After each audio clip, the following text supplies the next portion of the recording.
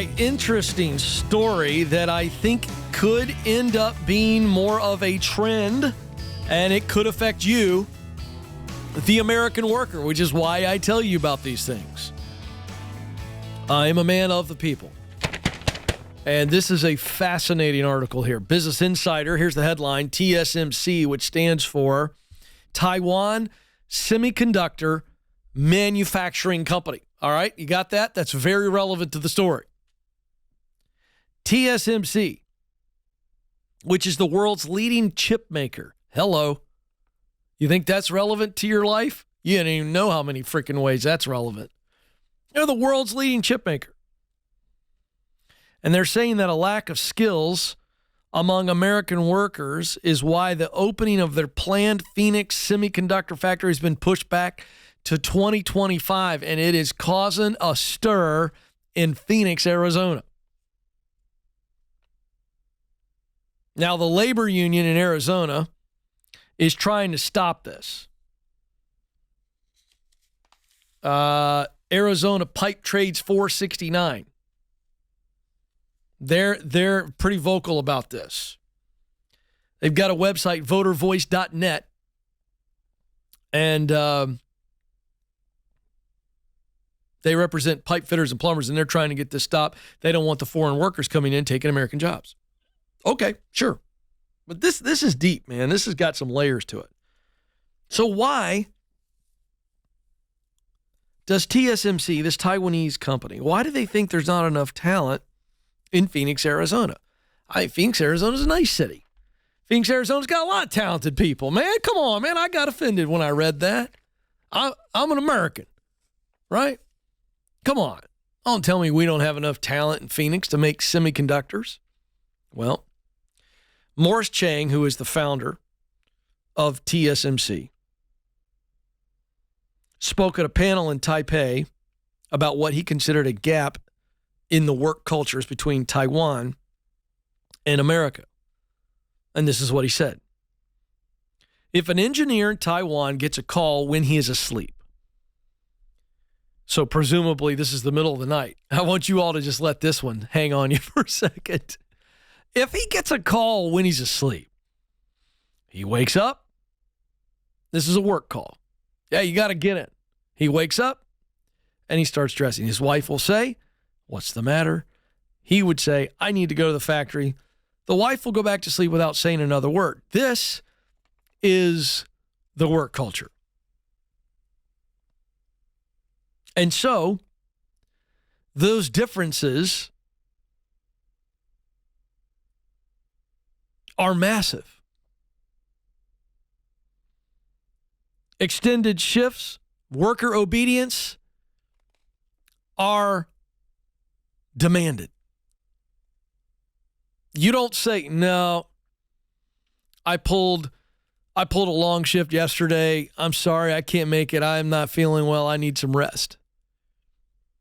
That's not the expectation in Taiwan, according to the founder of this company. This is not my opinion here.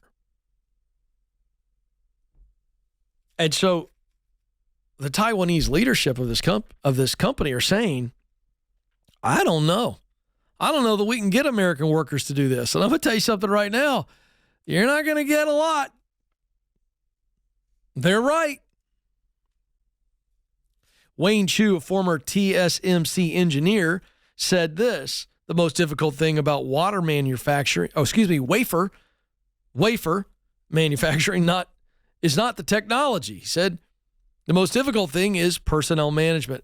And he says this: Americans are the worst at this because Americans are the most difficult to manage.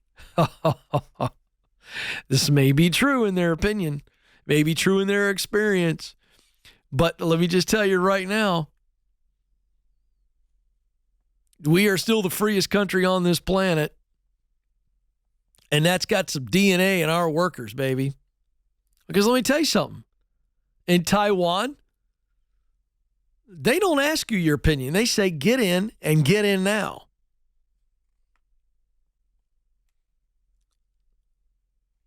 Now, current and former U.S.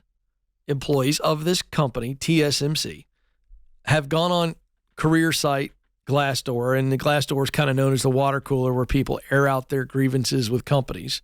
And you got to take these grievances with a grain of salt, right? I wouldn't take them as gospel. I'd take them with maybe a shaker of salt.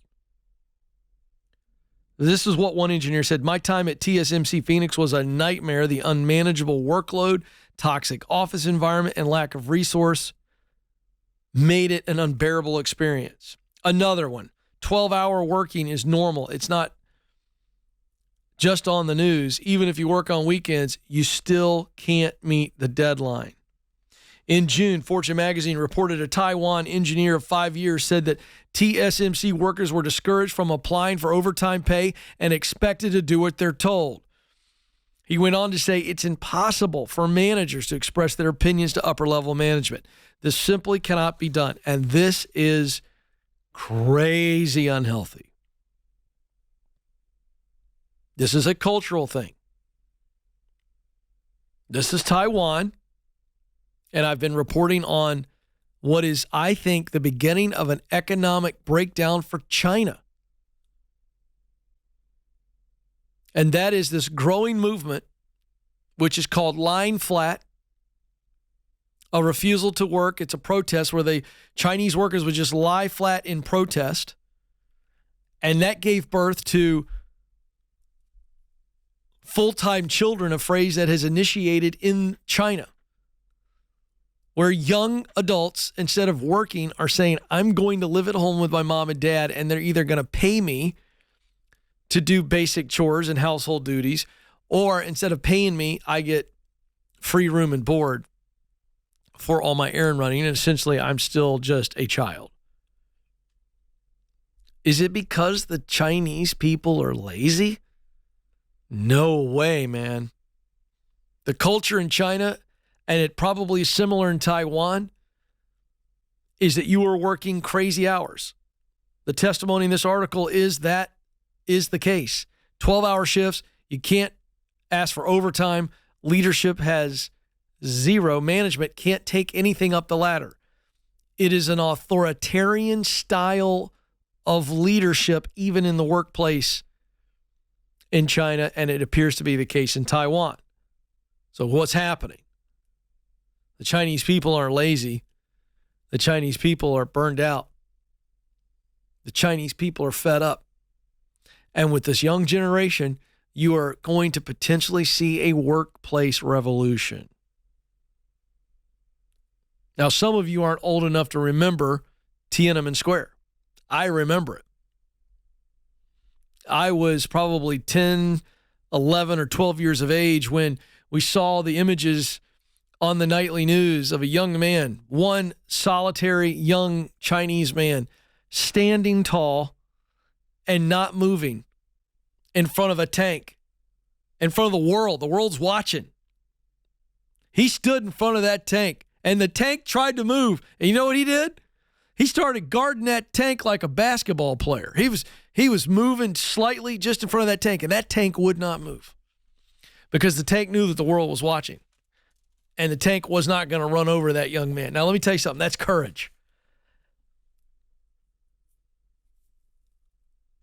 So this is interesting. Do I think this is going to be a potential trend? It might be, as we see foreign companies come in here and be in a situation where they've got to hire American workers, and the cultural differences could cause really, really interesting tension. Not to mention you got the unions fighting against it, and they carry a lot of political power.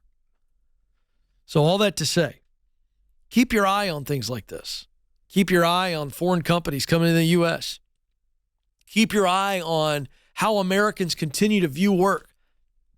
Will there be a revolution in America? Will there be a revolution in China as it relates to workers? I think the recipe is there. Could happen. And it may change work forever. We'll keep our eyes on it and keep you posted.